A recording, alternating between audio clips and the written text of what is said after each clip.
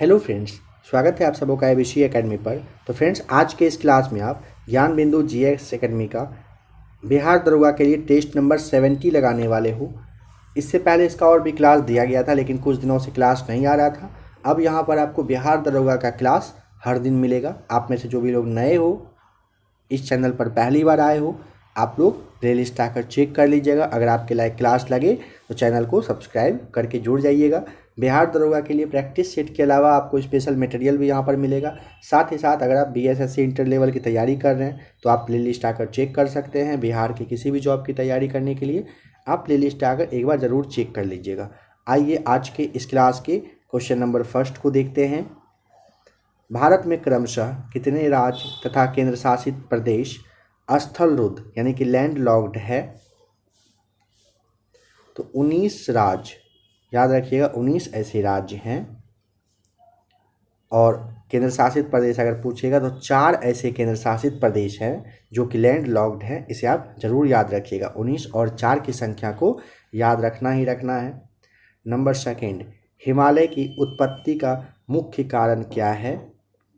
सही जवाब हो जाएगा ऑप्शन नंबर ए, भू संचलन। हिमालय की उत्पत्ति का मुख्य कारण क्या है? तो भू संचलन आपको याद रखना है।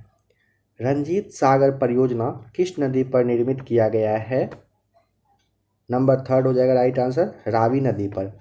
अगर आपसे एग्जाम में पूछ लिया जाए कि रंजीत सागर परियोजना किस नदी पर बनाया गया है, तो रावी नदी पर बनाया गया है रंजीत सागर। नंबर 4 है, जलोढ़ मृदा में निम्न में से किसकी अधिकता होती है? जलोढ़ में ना नंबर 4 आपको बताना होगा पोटास। जलोढ़ में किसकी मात्रा ज़्यादा होता है? तो पोटास की होती है, सही जवाब है। नंबर 5, रामसर स्थल को आपको मैच करना है जगह से। देखिए, सस्थमकोट्टा झील अगर पूछेगा कहाँ पर है, तो यह केरल में है। सस्थमकोट्टा कहाँ पर है? केरल में है। बैम्बूर वेटलैंड कॉम्प्लेक्स कहाँ पर है? यह है तमिलनाडु में। बैम्बूर कहाँ पर है? तमिलनाडु में है। सरसई नवार झील पूछे कहाँ पर है? उत्तर प्रदेश। सरसई नवार झील कहाँ है? उत्तर प्रदेश में। सोमोश्री कहाँ पर है? यह लद्दाख में है। सोमोश्री कहाँ पर है? लद्दाख में है। यहाँ पर 4 ऐसे रामसर स्थल हैं जिसके बारे में दिए गए हैं, तो आप इन चारों को याद कर लीजिएगा। ऑप्शन नंबर आपका यहाँ पर डी हो जाएगा सही जवाब। बताइएगा कि कच्छ के क्षेत्र में कम गहरे कुओं को क्या कहा जाता है? तो यहाँ पे ए राइट आंसर हो जाएगा, वीरदास कहते हैं। कच्छ के क्षेत्र में कम गहरे कुओं को क्या कहा जाता है? वीरदास। अंतर्राष्ट्रीय राइस रिसर्च इंस्टीट्यूट का पहला दक्षिण एशिया क्षेत्रीय केंद्र जिसकी की स्थापना दिसंबर 2018 में की गई थी, बताइए कहाँ पर है? Option number B right answer कहाँ पर है? वाराणसी में है। कहाँ पर है अंतर्राष्ट्रीय राइस रिसर्च इंस्टीट्यूट? यह है वाराणसी में। बताइएगा दक्षिण एशिया क्षेत्र के केंद्र अगर पूछेगा तो स्थापना पूछे 2018 दिसंबर में इसकी हुई थी। निम्न में से किस खनिज का उपयोग फास्फेट उर्वरक व फास्फोरिक अम्ल बनाने में किया जाता है? सही जवाब हो जाएगा ऑप्शन नंबर सी, एपाटाइट का।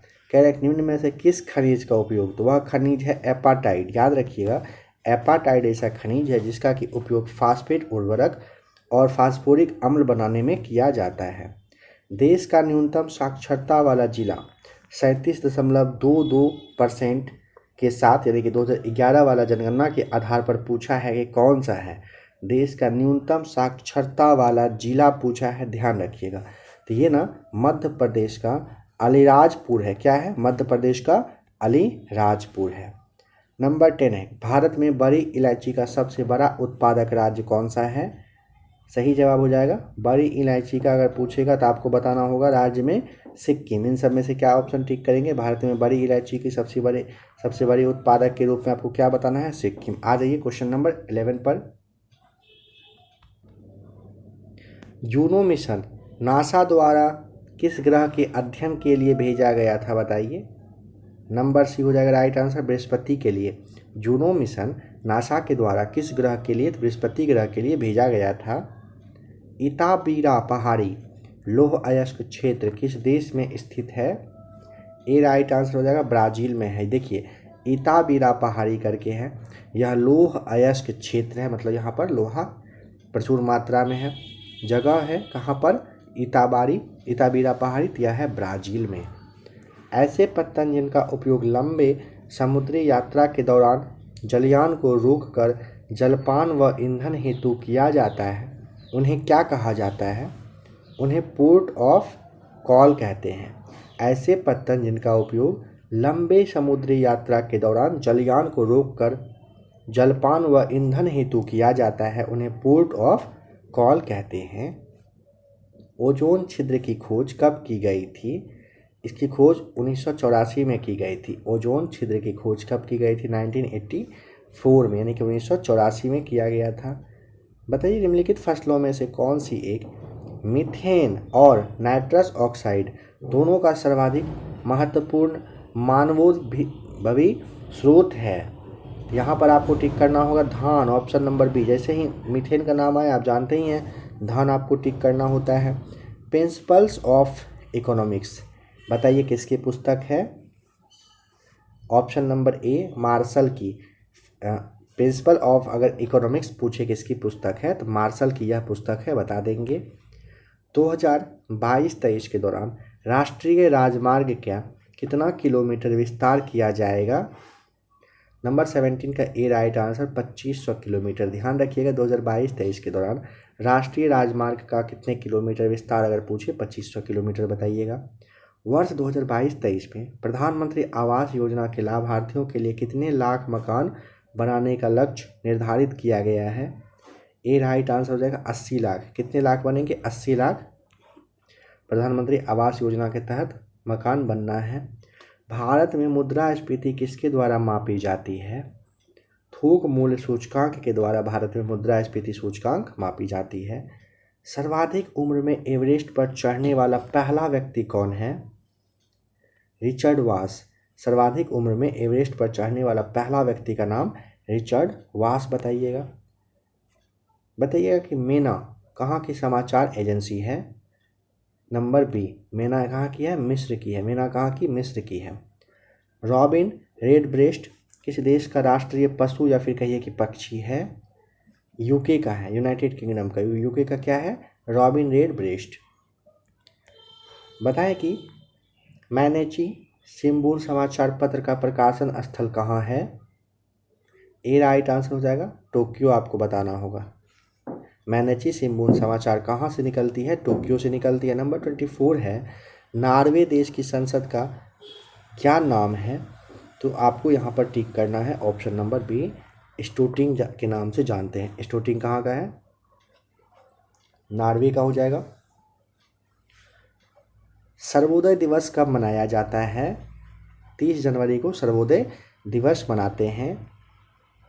मृगनयनी का महल कहाँ पर है? तो ऑप्शन ए ग्वालियर में है। मृगनयनी का महल कहाँ है? ग्वालियर में है। बताइए कि नालंदा महाविहार विश्वविद्यालय को कब यूनेस्को में शामिल किया गया था? तो सही जवाब हो जाएगा ऑप्शन नंबर ए 2016 में नालंदा महाविहार विश्वविद्यालय को यूनेस्को की धरोहर में सूची में शामिल किया गया है वर्ष 2016 में। निम्नलिखित में से किसने सबसे पहले बायोडायवर्सिटी शब्द का प्रयोग किया था? सही जवाब है number C, Walter G Rosen के द्वारा किया गया था। सबसे पहले बायोडायवर्सिटी का प्रयोग किसने किया था? शब्द का प्रयोग वाल्टर जी रोसेन ने किया था। फ्लाई ऐश एक प्रदूषक दहन उत्पादक है जो प्राप्त होता है जलाने से। किस चीज़ के? कोल, यानी कि पत्थर के कोयले को जलाने से प्राप्त होता है फ्लाई ऐश, याद रखिएगा। पगमार्क तकनीक का प्रयोग किया जाता है अलग अलग वन्य जंतुओं की जनसंख्या के आकलन के लिए। पगमार्क तकनीक का यूज विभिन्न वन्य जंतुओं की जनसंख्या के आकलन के लिए किया जाता है। परितंत्रों की घटना उत्पादकता के क्रम में उनका निम्नलिखित में से कौन सा अनुक्रम सही है? 31 का ऑप्शन नंबर सी, मैंग्रोव, फिर घास स्थल, फिर झील, फिर आता है महासागर। परितंत्र की घटती उत्पादकता के क्रम के अनुसार अगर पूछेगा क्या टिक करेंगे? तो मैंग्रोव, फिर घास स्थल, फिर झील, फिर आता है महासागर। आमतौर पर समाचारों में आने वाला Rio+20 सम्मेलन क्या है?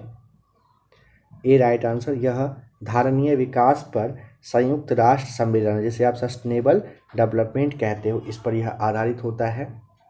नंबर 33 में आपको सूची को मैच करना है। बताइए क्या सही जवाब होगा। तो देखिए, नियंत्रक परिषद की स्थापना कब हुई थी, इसे आप जरूर याद कर लीजिएगा। नियंत्रक परिषद की स्थापना पिट्स का भारतीय अधिनियम 1784 के तहत हुआ था। सर्वोच्च न्यायालय की स्थापना आप जानते हो, नियामक अधिनियम 1773 के द्वारा हुआ था। इंग्लिश मिशनरियों को भारत में कार्य करने की अनुमति चार्टर अधिनियम 1813 के तहत दिया गया था। गवर्नर जनरल की परिषद में कानूनी सदस्य की नियुक्ति अगर आपसे पूछेगा तो ये दिया गया था चार्टर अधिनियम 1833 के तहत। इस तरह से सही जवाब है, इसे याद कर लीजिए। याद हो तो अच्छी बात है, नहीं तो स्क्रीनशॉट लेके रख लिया करिएगा और फिर इसे एक बार देख लीजिएगा। बताइएगा कि अध्यक्षतात्मक शासन का उदय सबसे पहले किस देश में हुआ था? संयुक्त राज्य अमेरिका में हुआ था। अध्यक्षात्मक यानी कि प्रेसिडेंटियल जो शासन है, इसका उदय सबसे पहले संयुक्त राज्य अमेरिका में हुआ था। निम्नलिखित में राज्य के नीति निर्देशक सिद्धांतों के विषयों में क्या पहचान करना है, कौन सा है?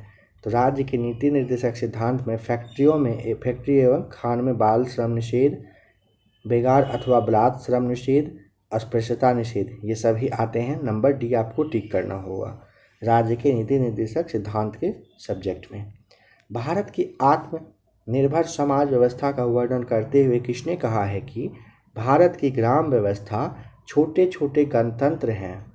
चार्ल्स मेटकॉफ ने कहा है। किसने कहा था? चार्ल्स मेटकॉफ ने क्या कहा था? भारत की ग्राम व्यवस्था छोटा छोटा गणतंत्र है। सितंबर 2003 में न्यायालय के एक निर्णय से भारतीय समाज में महिलाओं की स्थिति प्रतिष्ठित हुई। वह न्यायालय कौन सा है? भारत का सर्वोच्च न्यायालय, सुप्रीम कोर्ट ऑफ इंडिया है वह। जम्मू एवं कश्मीर का सदर ए रियासत पदनाम कब बदलकर राज्यपाल कर दिया? मतलब राज्यपाल को पहले सदर ए रियासत कहा जाता था, अब बताइए कब से उसे बदला गया है? 1965 से उसे बदल दिया गया। ऑप्शन नंबर डी सही जवाब है। आपातकाल की घोषणा की स्वीकृति हेतु संसद के समक्ष रखा जाना आवश्यक है, 1 माह के अंदर, सही जवाब है। निम्नलिखित संविधान संशोधन अधिनियम में से किस एक के अंतर्गत भारत के संविधान की 8वीं अनुसूची में 4 भाषाएं जोड़ी गई, जिससे उसकी संख्या बढ़कर 22 हो गई? चलिए नंबर 40 कमेंट करके बताइए अगर जवाब पता हो तो बताइए। तो भारत के किस संविधान के तहत 8वीं अनुसूची में 4 और भाषा जोड़ा गया, जिससे कि उसकी संख्या बढ़कर 22 हो गई है? क्या है सही जवाब, बताइए कमेंट करके। नेक्स्ट क्वेश्चन है कि पिछड़ी जाति आयोग के प्रथम सभापति कौन थे? काका साहेब कालेलकर, बताना है। काका साहेब कालेलकर थे। संविधान का कौन सा अनुच्छेद मुख्यमंत्रियों के दायित्वों को परिभाषित करता है? अनुच्छेद 167 हो जाता है सही जवाब। संविधान का कौन सा अनुच्छेद मुख्यमंत्री के दायित्व को परिभाषित करता है? क्या बताइएगा? अनुच्छेद 167। सिंधु घाटी के स्थल कालीबंगा के संदर्भ में निम्न में से कौन सा कथन सत्य है? यहाँ पर ए राइट आंसर टिक करिएगा, क्योंकि तीनों कथन यहाँ पे पहला दूसरा तीसरा सही है। याद करिए, कालीबंगा में खेत के जोते जाने का प्रमाण मिला था, काली चूड़ी इसका मतलब होता है, अग्नि पूजा प्रथा का भी प्रमाण मिला है, घोड़े के नियमित प्रयोग का प्रमाण यहाँ पर नहीं मिला है। नंबर फर्स्ट हो जाएगा राइट आंसर 43 का। 44 पर आ जाते हैं। संगमकालीन उस बंदरगाह का नाम क्या था जो रोम से व्यापार करने के लिए मुख्य स्थल था? मतलब संगम काल था ना, उस समय का बंदरगाह कौन सा था जो कि रोम से व्यापार करने का मुख्य स्थल बना हुआ था? ऑप्शन रहा ये, बताइए। तो वह है ऑप्शन नंबर ए, आरिका मेडू। सप्तांग सिद्धांत का प्रतिपादन किसने किया था? कौटिल्य ने किया था सप्तांग सिद्धांत का प्रतिपादन। याद रखिएगा, सप्तांग सिद्धांत कौटिल्य।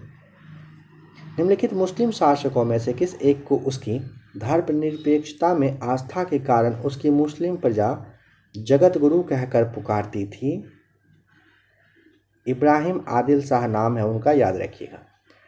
निम्नलिखित मुस्लिम शासकों में से किस एक को उसकी जो धर्मनिरपेक्षता में आस्था की वजह से उसकी जो मुस्लिम प्रजा थे उसे जगत गुरु कहने लगे थे? तो वह थे इब्राहिम आदिल शाह।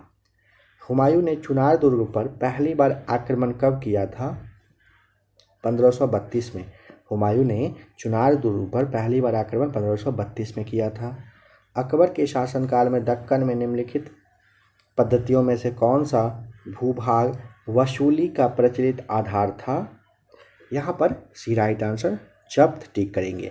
अकबर के शासनकाल में दक्कन में निम्न पद्धतियों में से कौन सा भू राजस्व वसूली का प्रचलित आधार था? तो वह था जब्त। नेपोलियन संहिता किस वर्ष में लागू किया गया था? 1804 में। नेपोलियन संहिता कब? 1804 में लागू हुआ था। 1821 ईस्वी में किसके नेतृत्व में यूनान विद्रोह हुआ था? सही जवाब हो जाएगा नंबर सी, अलेक्जेंडर चिपसिलाटी के नेतृत्व में 1821 में यूनान में विद्रोह हुआ था। राष्ट्रवाद का पहला स्पष्ट अभिव्यक्ति किस क्रांति के साथ हुई थी? नंबर ए राइट आंसर, फ्रांसीसी क्रांति के साथ हुई थी। किस गवर्नर जनरल द्वारा हिंदू और मुस्लिम कानूनों को संहिताबद्ध किया गया था? वारेन हेस्टिंग्स के द्वारा। ए राइट आंसर हो जाएगा। लाल किले का पहला ब्रिटिश रेजिमेंट कौन सा था? नंबर सी, ऑक्टर लोनी बताइएगा। लाल किले का पहला ब्रिटिश रेजिमेंट पूछेगा कौन सा था तो ऑक्टर लोनी सही जवाब हो जाएगा। यहाँ पर कह रहा है कौन सा एक है जो सही सुमेलित नहीं है, जो सही मैच किया हुआ नहीं है, बताइए। देखिए, द स्कूप ऑफ हैप्पीनेस जो है विजया लक्ष्मी पंडित के द्वारा रचित है। इंडियन फिलॉसफी जो है डॉक्टर राधा कृष्णन के द्वारा सही है।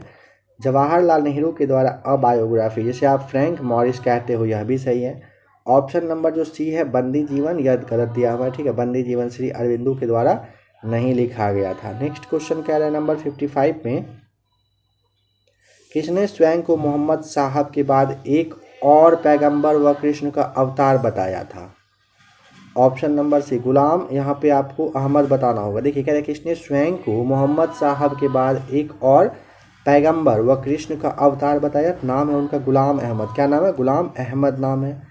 यहाँ पर आपको मैच करना है, कौन सा सही हो जाएगा यह बताना है। तो यहाँ पर देखिए, गौरक्षणी सभा जो है स्वामी विवेकानंद आपको टिक करना होगा।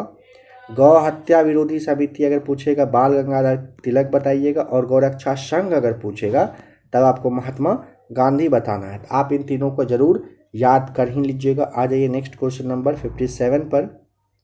असहयोग आंदोलन के दौरान कहाँ के किसानों ने यूनियन बोर्ड को कर देने से मना कर दिया था? असहयोग के समय के बारे में पूछा है। यहाँ पे नंबर डी मैदिनीपुर आपको बताना होता है। असहयोग आंदोलन के समय यानी कि कहाँ के? तो मैदिनीपुर के किसान ने यूनियन बोर्ड को क्या किया था? कर देने से मना कर दिया था। किसने केंद्रीय विधानसभा में स्वराज दल का समर्थन किया था? तो उनका नाम है option number A Mohammad Ali Jinnah. केंद्रीय विधानसभा में स्वराज दल का समर्थन किसने किया था? मोहम्मद अली जिन्ना ने किया था। वित्त वर्ष 2023-24 के बजट के अनुसार कह रहे अनुमान के अनुसार राज्य घाटा कितना प्रतिशत है? ए राइट आंसर 2.9% आपको बताना है। जनवरी 2023 में त्रिशक्ति प्रहार का आयोजन तीस्ता फील्ड फायरिंग रेंज में संपन्न हुआ। जो तीसरा वाला फील्ड फायरिंग रेंज यानी कि तीस्ता के बारे में कह रहा है कि यह कहाँ पर है? ऑप्शन ए सिलीगुड़ी में है। कहाँ है? सिलीगुड़ी में।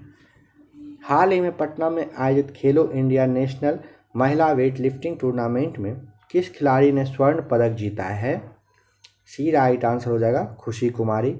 फरवरी 2023 में the Economic Times Global Business Summit 2023 का आयोजन कहाँ संपन्न हुआ? Option number B right answer New Delhi में।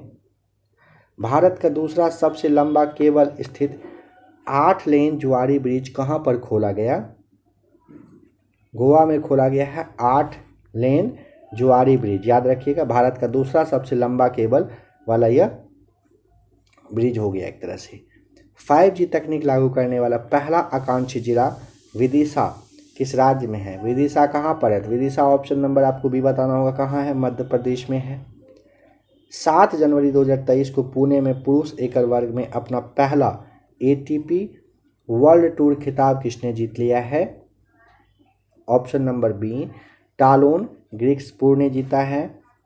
रेल मंत्रालय ने किस वर्ष तक कार्बन तटस्थ बनने के लिए 5 आयामी योजना की रूपरेखा तैयार की है? 2030 तक में। ए सही जवाब है। दक्ष किस संस्था द्वारा संचालित भुगतान धोखाधड़ी रिपोर्टिंग मॉड्यूल है? दक्ष ऑप्शन नंबर आपको बताना होगा सी भारतीय रिजर्व बैंक के द्वारा चालू किया गया है दक्ष को। अमेरिका के पेंटागन को पीछे छोड़कर दुनिया का सबसे बड़ा कार्यालय भवन कहाँ पर स्थापित कर दिया गया है? तो यहाँ पे आपको बताना होगा ए राइट आंसर, गुजरात में। वो जो हीरा कारोबारियों के लिए स्टार्ट हुआ ना अभी लेटेस्ट बिल्डिंग वही है। केंद्रीय पंजीयक सहारा रिफंड पोर्टल किस मंत्रालय के द्वारा लॉन्च किया गया है? सहकारिता मंत्रालय के द्वारा किया गया है। Option number D right answer है। किस भारतीय ग्रैंड मास्टर ने हाल ही में 5 बार के विश्व शतरंज चैंपियन विश्वनाथ आनंद को हराया है? तो नाम है उनका Gukesh D. Option number D right answer हो जाएगा। राष्ट्रीय उपभोक्ता विवाद निवारण आयोग का अध्यक्ष किसे नियुक्त किया गया है? जस्टिस AP शाही को किया गया है। राष्ट्रीय उपभोक्ता विवाद निवारण आयोग का अध्यक्ष किसे नियुक्त किया गया है? जस्टिस AP शाही को। सोमालिया में भारत के अगले राजदूत के रूप में किसे नियुक्त किया गया है? नामग्यासी खम्पा को। सोमालिया में भारत के अगले राजदूत कौन बने हैं? नामग्यासी खम्पा। भारत में हर साल आयकर दिवस कब मनाया जाता है बताइए? आयकर दिवस ऑप्शन ये रहा सामने, बताइए क्या होगा? नंबर सी 24 जुलाई को। 8वां जो Bharat Australia defence policy talk का आयोजन है कहाँ पर किया गया है? ए राइट आंसर, कैनबरा में किया गया है, ऑस्ट्रेलिया के कैनबरा में। 19 जुलाई 2023 को हिमाचल प्रदेश के मुख्यमंत्री ने राग प्रकाश नामक पुस्तक का विमोचन किया है। यह पुस्तक किसने लिखा है? यह लिखा है option number D doctor Om Prakash Kaul ने। किसने लिखा है? डॉक्टर ओम प्रकाश कौल ने लिखा है। हाल ही में किस मुख्यमंत्री ने जगन्ना अम्मा वोडी योजना शुरू की है? Number C right answer, Andhra Pradesh ने जगन्ना अम्मा वोडी योजना शुरू किया है। पादप कोशिकाएं जंतु कोशिकाओं से किसकी अनुपस्थिति के कारण भिन्न यानी कि अलग होती है? तो सेंट्रियोल यानी कि तारक केंद्र की वजह से पादप कोशिका जंतु कोशिका की से मतलब अलग होता है उसकी उपस्थिति की वजह से। मलेरिया निदान हेतु आर्टीथर नामक की औषधि प्राप्त होती है। नंबर ए हो जाएगा, बीजीय पादप से प्राप्त होती है। मलेरिया निदान हेतु आर्टीथर नाम की औषधि प्राप्त होती है कहाँ से? तो आपको ठीक करना है ए बीजीय पादप से। ऑक्सीनोमीटर का प्रयोग करते हैं। ऑप्शन नंबर बी वृद्धि दर नापने के लिए करते हैं ऑक्सीनोमीटर का प्रयोग। करक्यूमा डोमेस्टिका के किस भाग से हल्दी प्राप्त होती है? प्रकंद से। Option number B right answer. अगर पूछेगा कि करक्यूमा डोमेस्टिका के किस भाग से हल्दी प्राप्त होती है तो प्रकंद से ऑप्शन नंबर बी बताएंगे। बिच्छू, ततैया, मधुमक्खी, सेंटीपीड तथा गीला मॉन्स्टर ये सभी क्या होते हैं? ये सभी विषैले होते हैं। ऑप्शन नंबर आपको यहाँ पर डी टिक करना है। लाइगेज नामक उत्प्रेरक का उपयोग होता है। ऑप्शन नंबर बी डीएनए के टुकड़ों को जोड़ने के लिए करते हैं। लाइगेज नामक उत्प्रेरक का उपयोग क्यों करते हैं? डीएनए के टुकड़ों को जोड़ने के लिए। बताएंगे कि साइटोक्रोम ऑक्सीडेज में उपस्थित धातु तत्व कौन सा है? तो लौह एवं तांबा होता है। Option number D cytochrome oxidase में उपस्थित धातु तत्व कौन सा? लौह और तांबा हो जाएगा। सर सीवी रमन को भौतिकी का नोबेल पुरस्कार प्राप्त हुआ था। Option number B right answer, वर्ष 1930 में प्राप्त हुआ था। कब हुआ था? 1930 में। किस प्रणाली में कणों का भार केंद्रित होने वाले बिंदु को कहते हैं? किसी प्रणाली में कणों का भार केंद्रित होने वाले बिंदु को क्या कहते हैं? ऑप्शन नंबर डी गुरुत्वाकर्षण का केंद्र कहते हैं। पानी का अपेक्षित घनत्व सर्वाधिक निम्नलिखित ताप पर होता है। Option number B 4 degree centigrade पर होता है। कितने पर? 4 डिग्री सेंटीग्रेड पर होता है।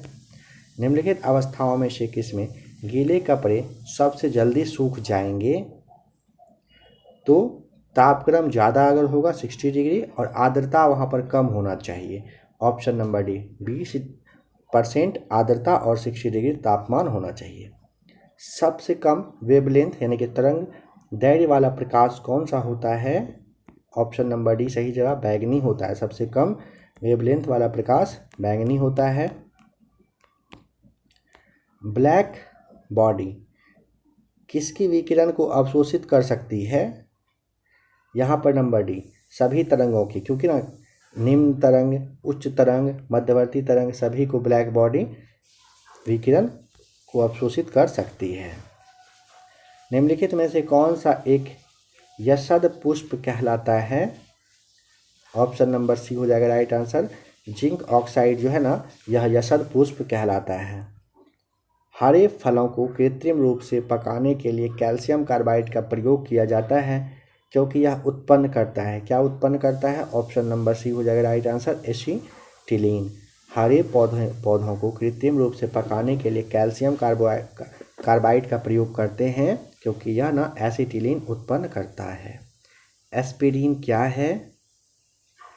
एस्पिरिन एंटीपायरेटिक होता है। क्या होता है? एंटीपायरेटिक। एक तत्व X के बाह्यतम कक्षा में 4 इलेक्ट्रॉन हैं।